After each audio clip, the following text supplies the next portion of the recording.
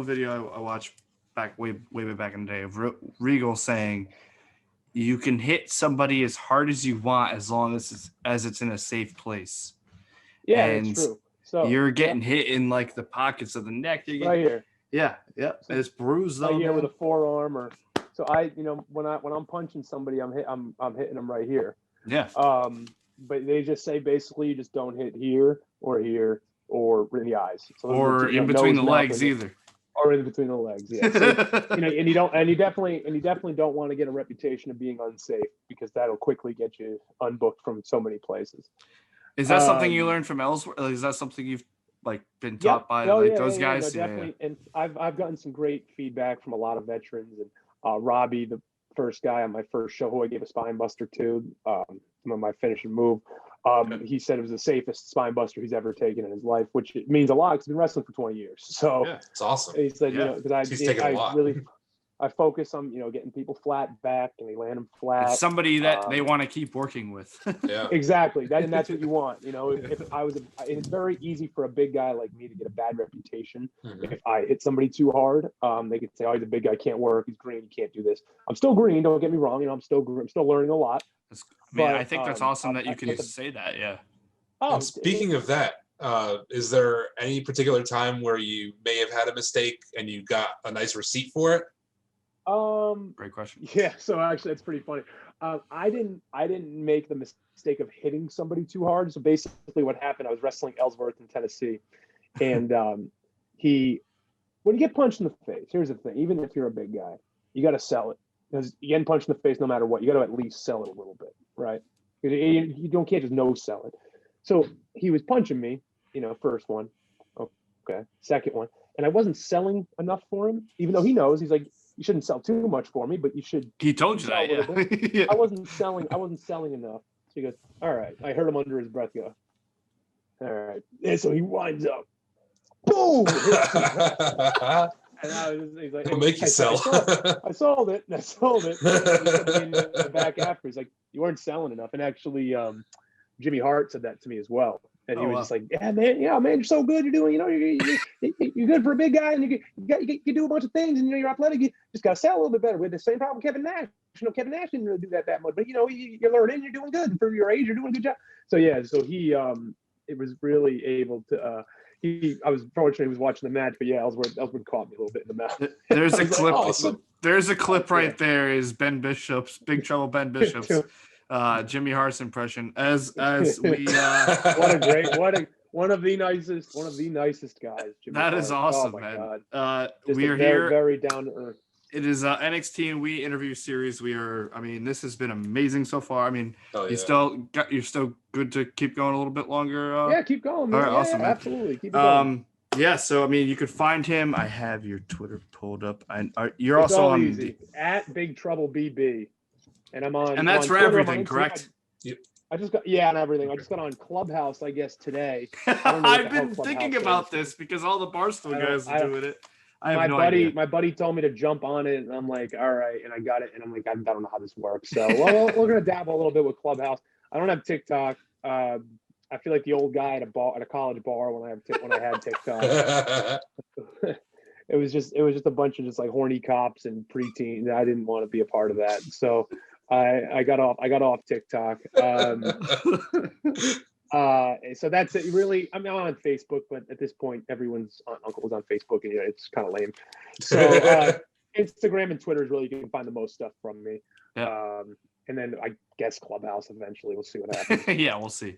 But I mean, again, heard it here first. At this point, I feel like we're getting close to being best friends here, Ben Bishop. So I think we are. I think we're close to that at least. Tom, I know you had a couple of questions.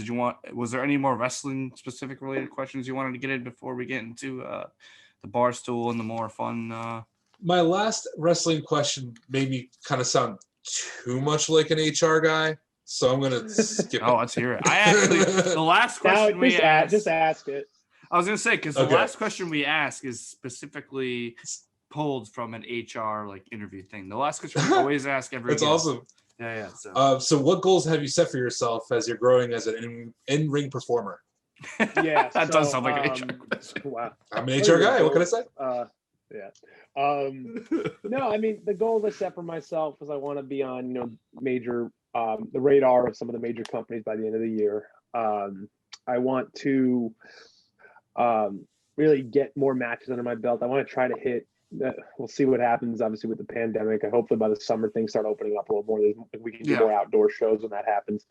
I want to try to get to at least like 100 matches by the end of the year. What are you at now? And for this year, I'm only at like 3. So I got, but I think it's going to pick up by the end of the year. So I want to try to get to that point, between 50 and 100 at least. So, because it really is all about reps. So that's really big for me. I want to work in different states. Currently, I've worked in now, off the bat, Maryland, Kentucky, Philadelphia, New Jersey, West Virginia, Tennessee. So yeah, I think 7 currently. I'm planning on going down to Florida in April to work a show down there. Potentially Mississippi as well. I want to get. Yeah, no, I already talked to him about it. We'll see if that works out. He's a very busy guy, 4 kids, and he's got Barstool stuff, so it's gonna be tough. But we're gonna try the most as possible. So that I want to get back up north. I want to work a show where there's fans up north because I'm from there, and promoters care about selling tickets, and I can sell probably 100 tickets overnight to a show up north in either Rhode Island or Massachusetts or Connecticut. We'll be there. Connecticut. We'll be there. There you go. Oh, you guys? Honestly, I take the drive to Mass or Rhode yeah. Island too. Yeah. Yeah, Awesome. we're very close. What part of Connecticut? We're both in the Western Connecticut. Yeah. Okay. Right by, close to We're both in Danbury. New Milford. Yeah. We're both from a town that nobody's ever heard of. Okay. So yeah, I that's what I really want. I want to get up there. I have a few connects, guys that I've worked with, that train in the Team 3D Academy that I'm working a few shows with. Invictus Pro Wrestling, so shout out them. They're awesome guys. Alex Aceta, Brandon Ascari, 2 great guys, and they're running Invictus Pro Wrestling, which hopefully they asked me, they're like, what do you think place we should run? And I always say Rhode Island. So I'm really hoping to get up there. Would be amazing for me, and really happy a lot for family and friends, because they want to come to more shows. My first show was great. I had people fly in for it.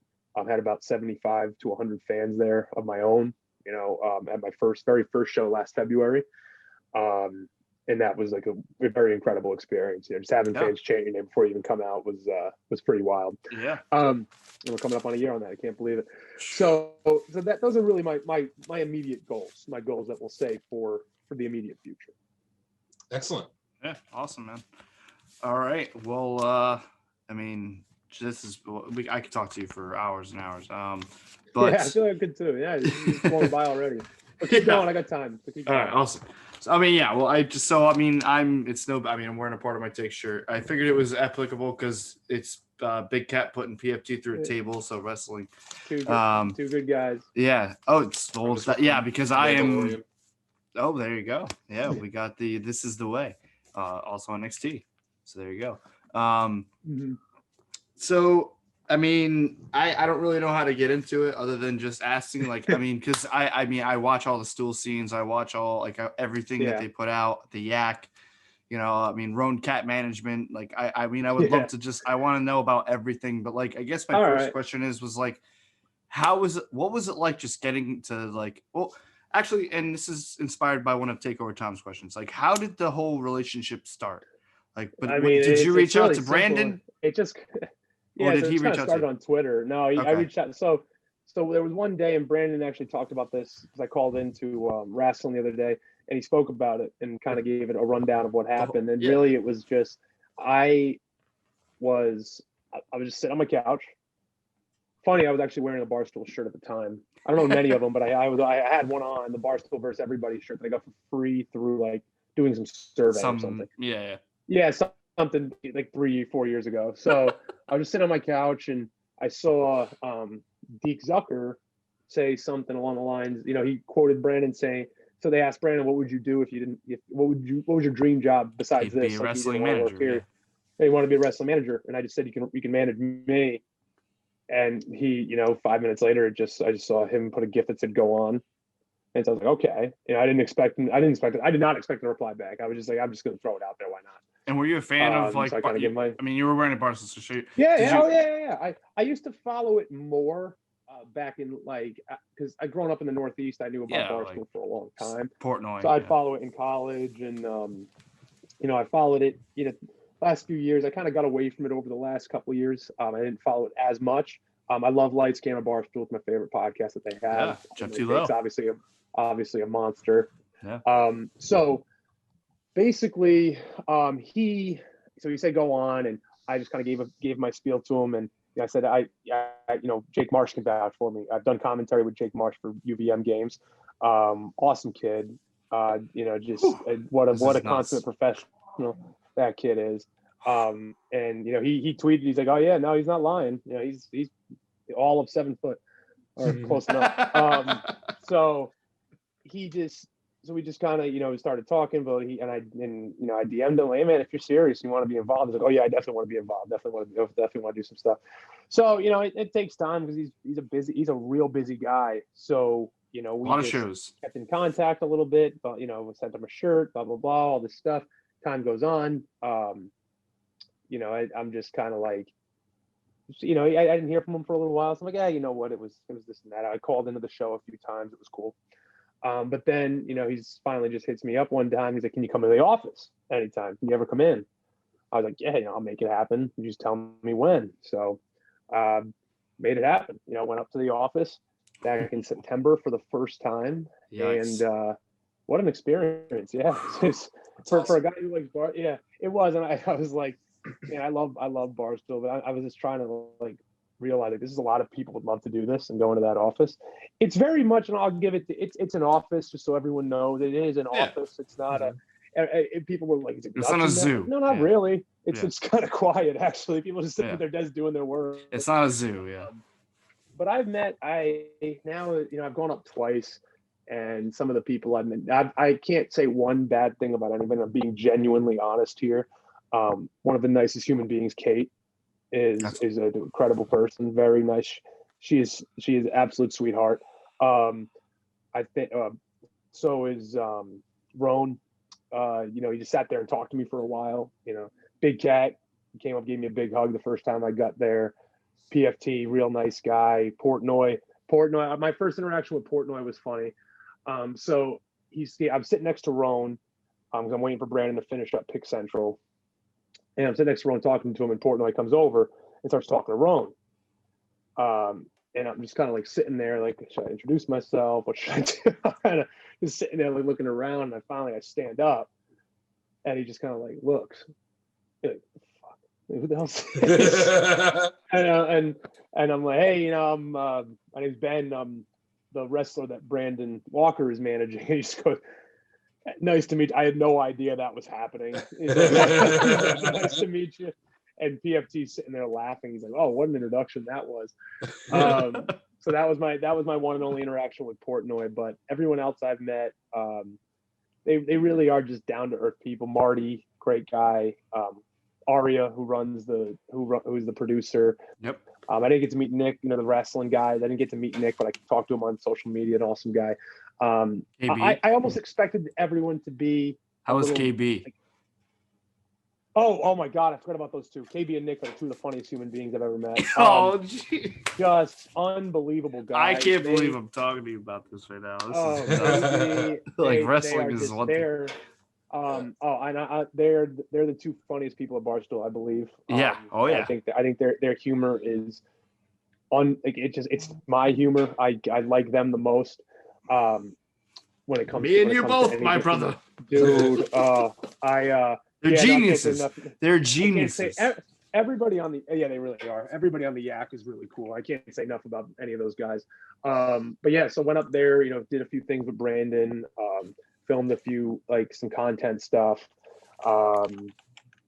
And yeah, we're just trying to, obviously with the pandemic, it's not as easy to run to do a bunch of shows, and he has his Barstool stuff and even more important, his family obligations he has. So we stay in touch, and we're trying to figure out. I sent him a schedule and trying to figure out what works for him. I have a few shows in Northern Jersey. Yes, because he had said on Walk the Line. I believe it was yesterday. or it was either yesterday, I think it was Tuesday actually. He was on Walk the Line on Tuesday, on his whole Brandon Walker NXT Takeover celebration tour that he went on. He mentioned that you and him were going on tour in May. Is there truth to that? Yeah. So we're trying to OVW. You guys Oh, know wow. Ohio Valley Wrestling. Yeah. Oh yeah. That's a big We one. had the I've been- first. Yeah. Go ahead. I've been to OVW a few times. That's awesome. Do you have somebody from OVW on the show? Yeah. We had the first ever OVW champion, Jamin Olivencia. He was one of our first. Oh, interviews. so from back in the day. Okay. Yeah, that's yeah. pretty cool. Yeah, he was awesome. He gave us He must have been he able was to tell nuts. some good stories about old OVW. Yeah, it was wild. So I worked at OVW a few times. Al Snow runs OVW now. Now, Very, very knowledgeable. Awesome to learn a little bit from. So I was able to go down there. But recently, one of Brandon's friends, Matt Jones from Kentucky Sports Radio, bought OVW or bought majority share in OVW. Oh, so it's like new owner. So, yeah. So he wants to do some other things and do some live shows outside starting like April, May, June. Wow. And me and Brandon are going to go down there and work together there. So that's something we have on. We're like not officially on the books, but it's going to happen. Yeah. So that's awesome. We're excited for that. Obviously, I have a show April 24th in Northern New Jersey for the Invictus Pro Wrestling. Yep. So he lives in Northern New Jersey, so hopefully we can figure something out there as well. Would love it if you guys come. Yeah, would be. Oh yeah, dude, 100. We will be in touch, Yeah. man. I mean, this has been. We got an interesting match coming up. It's gonna be fun. I kind of know what's going on. I can't say much yet, but it'll be a fun match. Yeah, say less, and man. So I mean, with the Barstool stuff, loving that I was a part of it. It was really surreal. And I know so many stoolies would kill to be in my position to be able to go up there. So I definitely, am appreciative of it. But at the end of the day, I treated it like it was, everybody was the same. Yeah. Everybody was a normal person. Yeah. I wasn't trying to. And Brandon was funny because he's like, anybody you want to meet or anybody you want to talk to? I'm like, dude, I mean, this is surreal. I'm not trying to mark out here. Like we're trying to work on stuff together. I don't want to be like the guy who's like, oh my God, look who it is. He's like, no, don't worry about that. Because if we go to wrestling shows and I see somebody, I'm going to mark out for. As is clear. I told him about Ricky Morton. Ricky Morton. You guys know Ricky Morton? Yeah. Of course. From the Rock and Roll Express. Yeah. Yeah. So Ricky Morton's still, working a regular. Still going. Yeah, he's going. Oh yeah, 60. Giving people pile drivers and stuff.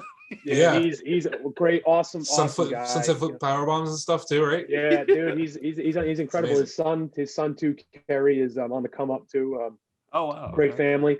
Spoken with Ricky a few times, and I told Brandon, I know Ricky Morton. He's like, oh my God, because he's a Memphis guy. So Ricky Morton, he was all, Ricky's from Tennessee. I think he's from like Knoxville area. Right near him. Yeah. Always wrestled in the Memphis territory. So that's what Brandon grew up on. Yeah. Yeah. So the Jerry Lawlers, and I told him I got a show coming up where I'm going to be in the soccer room as Jerry Lawler, and I'm like, you want to come? That's probably that was the guy you watched growing up, or maybe a little bit after before his time, but.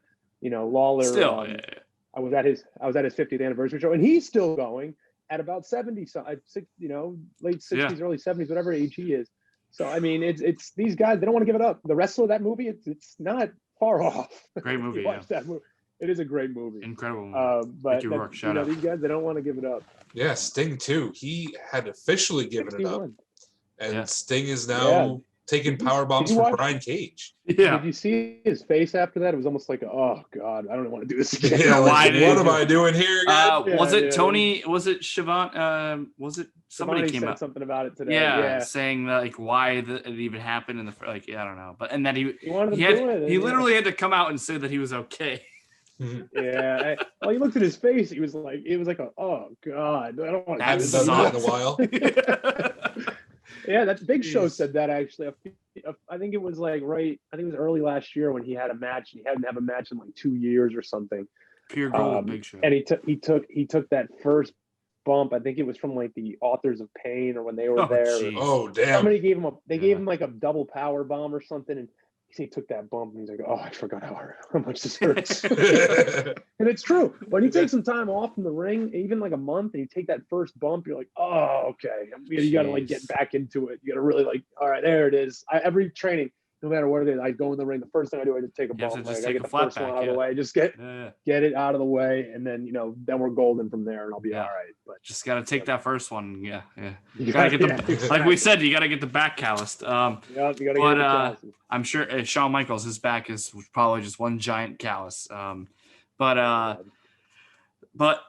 mean, you kind of basically answered any Barstool question I would have. That was as a stoolie, as you said, that was like my ears are ringing from how satisfying that was to hear. I mean, I'm a giant, just everything. It's it's to a fault in some ways how big of a Barstool fan I am. So buying too much merch and shit. And just I can see like I tell my wife I live my like I work on a golf course for a living, and so my Mondays, Wednesdays, and Fridays are all PMT, and then I have all the Twisted History with Large, and then just all the podcasts. They did a wrestling one that was interesting that they talked about wrestling. About the dark history of pro wrestling. And they talk about Rip Rogers and the Kizarny talk, and people talk the fact where Marks came from. And then where Marks came from, that was good.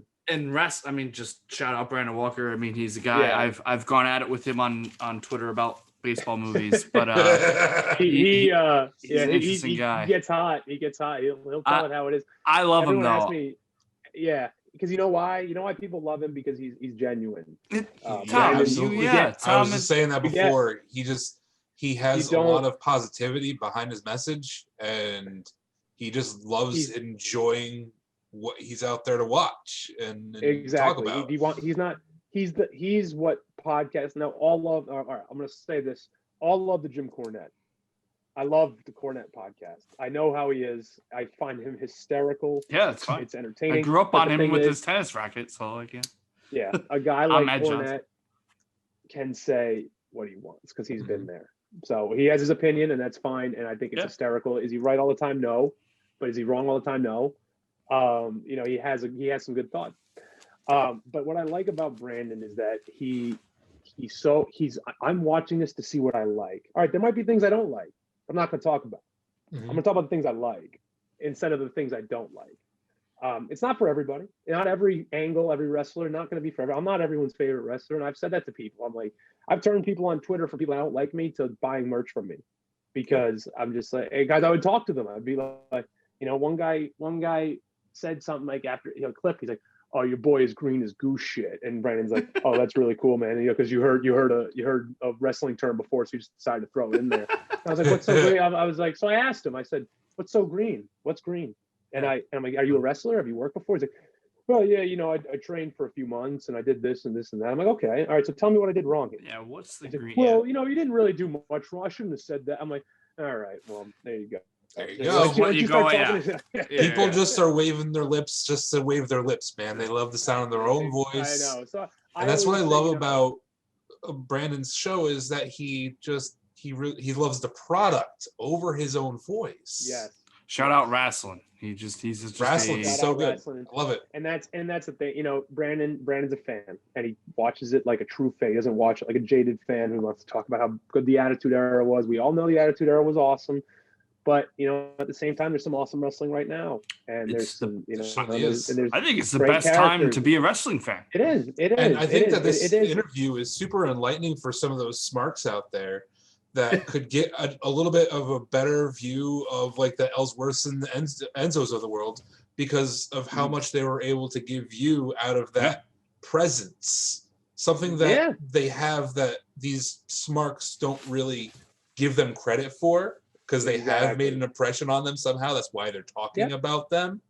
Yep. You hit the nail on the head. And this, like you said, some smart marks, and they want to act like Ellsworth's a terrible wrestler. Ellsworth's a very good wrestler, and I have seen it firsthand. Him work guys, that you look at like, oh, those guys are way better shape. He's gonna work circles around Ellsworth, and he works circles around these guys. He knows how to work a crowd in the ring, on the mic.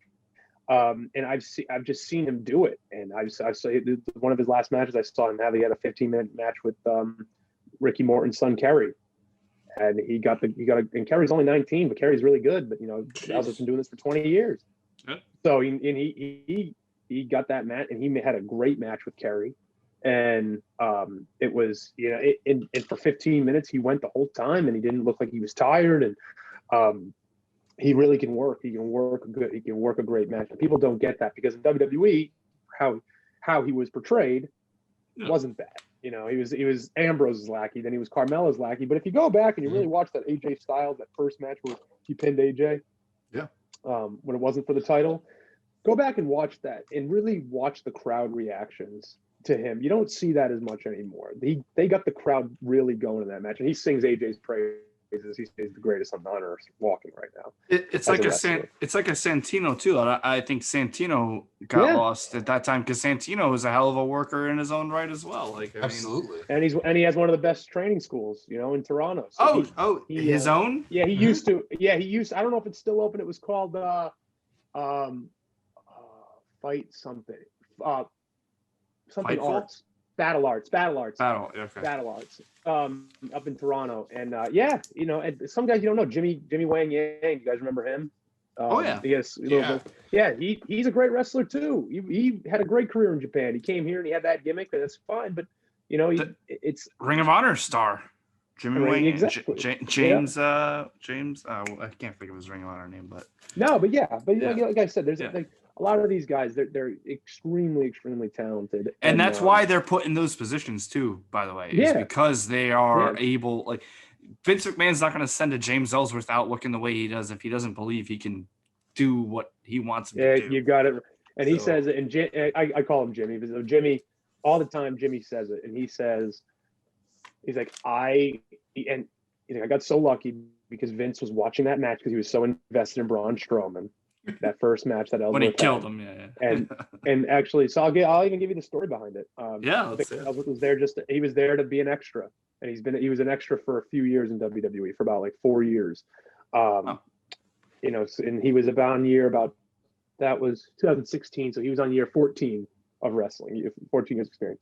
Jeez. He knew Corey Graves. Corey Graves is from Pittsburgh. Corey Graves used to work a few shows. Is he really? Corey Graves is Danbury, Connecticut. Oh, I thought he lived in.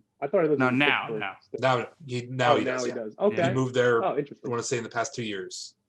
Got it. Okay. Interesting. So Corey. So Corey knew hell of a wrestler himself.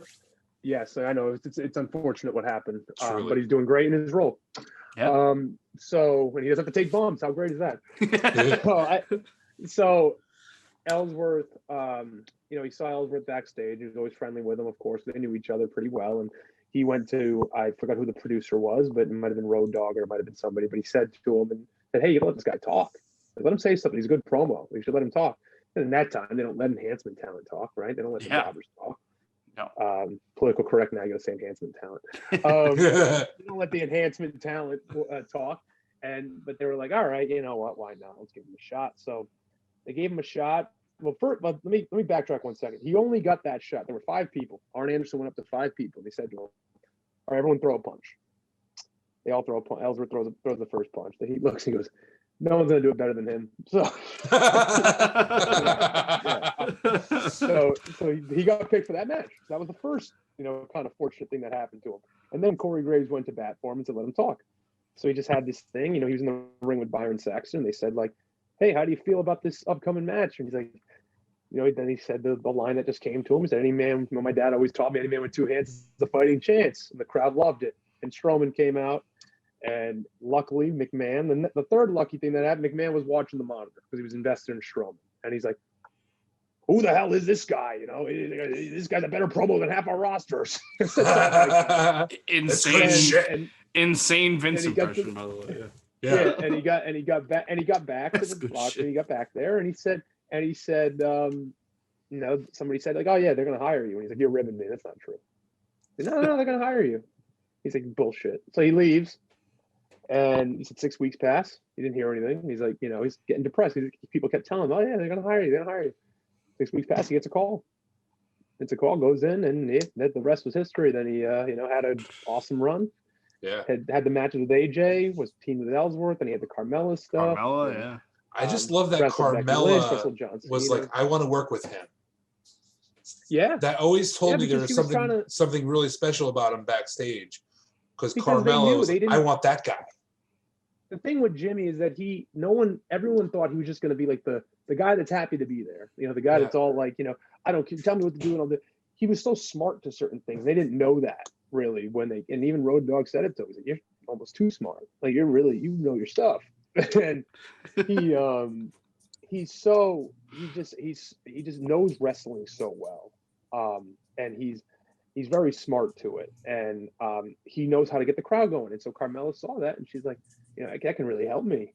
Yeah, and I think it did. You know, it did. It helped. They helped each other. You know, but James definitely was able to give Carmella that extra boost she needed as a singles competitor. Man, I mean, yeah. I think he's got a wild story, that's for sure. Yeah. And honestly, and again, I mean, you know, thank you so much to Takeover Tom for filling in for my usual co-host Brett. I know man. I know he's gonna want to talk to Ben Bishop in the future, so we will be in touch, my guy. No, we can do it, and if you ever want to do like any type of reviews, or you want to kind of have somebody that, you know, is in wrestling that kind of can talk about certain matches. Or, I won't be too critical, but I'll give insight feedback to people. Absolutely, man. That'd be great. About it. We will 100% be in touch, but we're gonna. Yeah. I have my fun questions and then my obligatory last question. So I guess I'll do the two. I'll get the two wrestling ones. Favorite wrestler. I think you might have you did touch on it, but favorite wrestler of all time. Yes. Kevin Nash. He's always like a big, sexy Diesel, no matter whatever he was. Yeah. Yeah, I was a big fan of Diesel. But the first wrestling show, which lends itself to my next question, that I can remember watching was I was 4 years old, 96, WrestleMania 12. Shawn, and I'm a big Shawn guy. I'm a huge Shawn Michaels guy. Okay. So Shawn and Brett was the first. WrestleMania 12 was the first event I can remember watching. So that being said, favorite wrestling show of all time. It's the one I went to in the year 2001. I was at the Austin Parts the Red Sea show in Providence, Rhode Island. So if you remember, Austin came back to save Team WWF. Yeah. Like that huge pop? No way. Yeah. Where he fights his way through no way. That's awesome. Yeah. So that was one of the craziest.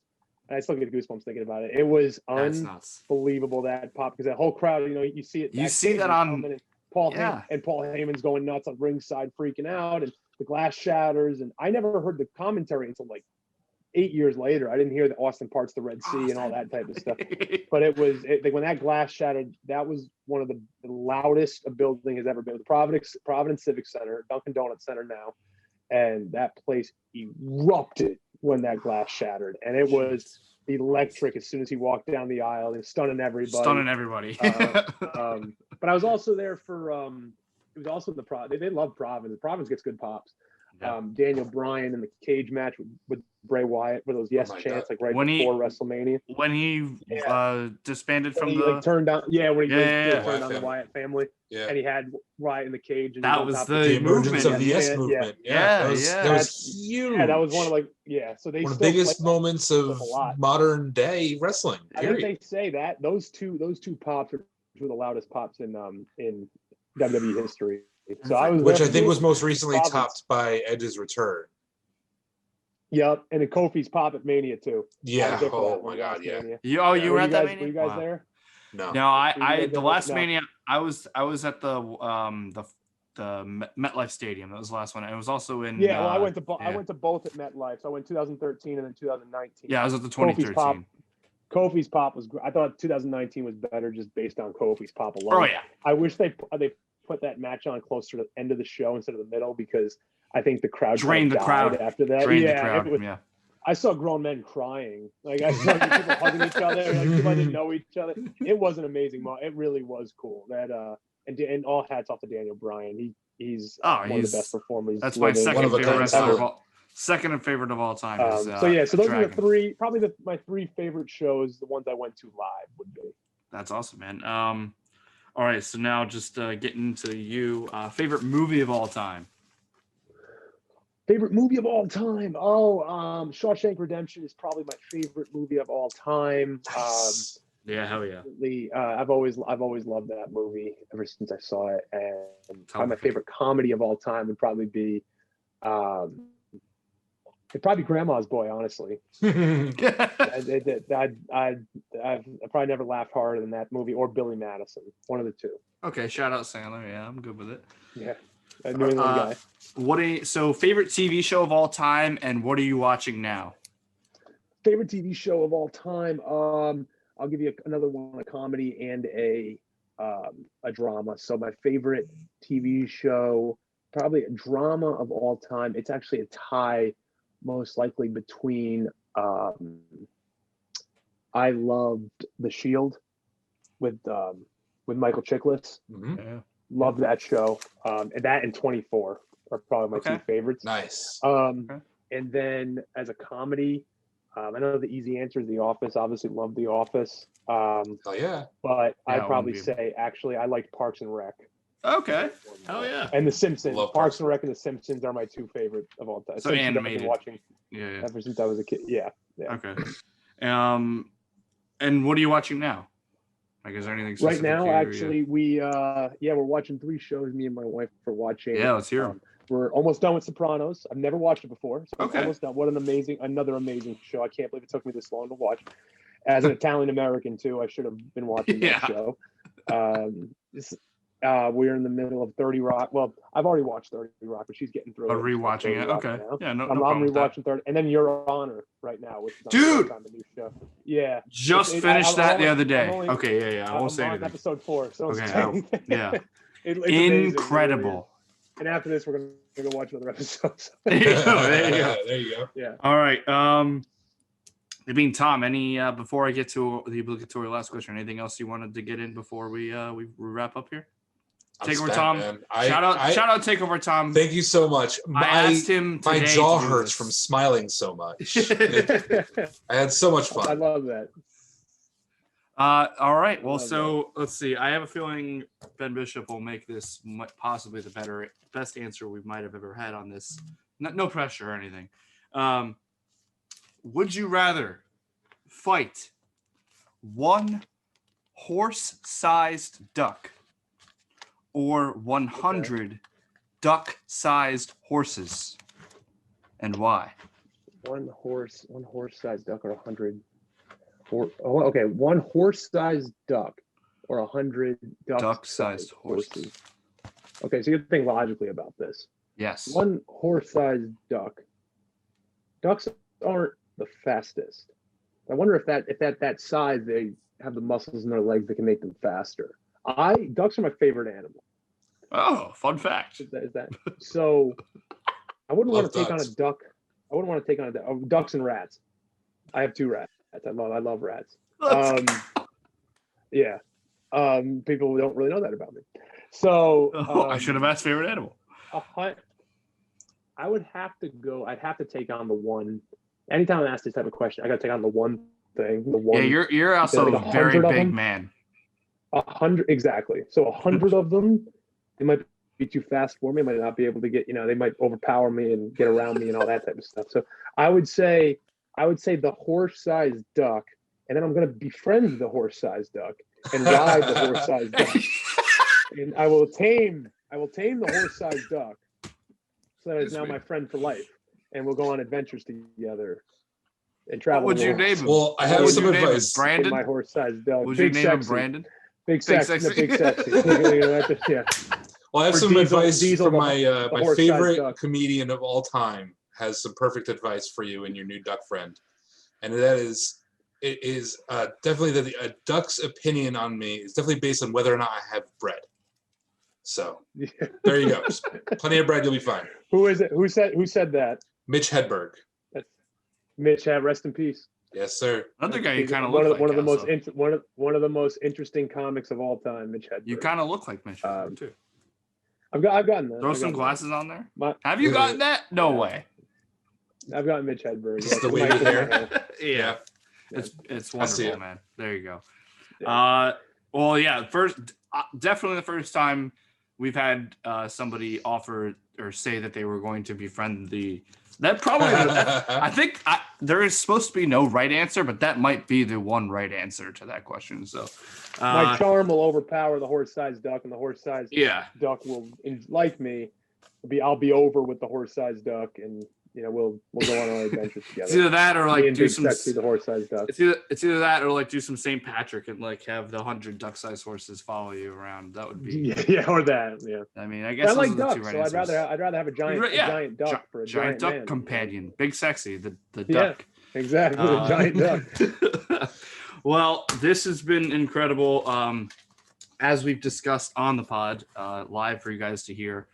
Ben Bishop, now a correspondent of sorts for at the NXT and We podcast. We're a growing brand, and we would love to have Big Trouble Ben Bishop, the 6'12", 15% of a metric ton man, be on our back. That's a great guy to have on your back. So, man, again, if you want to just plug your. I know it's just plug all of your stuff guys, again. so just follow me on all social media, like I said, Twitter, Instagram, Big Trouble BB.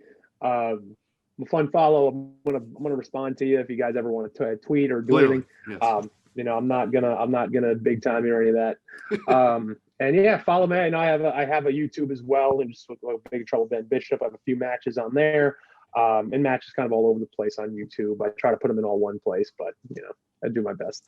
So keep following me there. I appreciate the support from you guys as well. Thank you guys so much for having me on. This has been a lot of fun. That hour and a half flew by. So I know. I would say 30 minutes. One thing, if you want to do this, I would say almost make it a 2-part interview too. So yeah. When you put it out.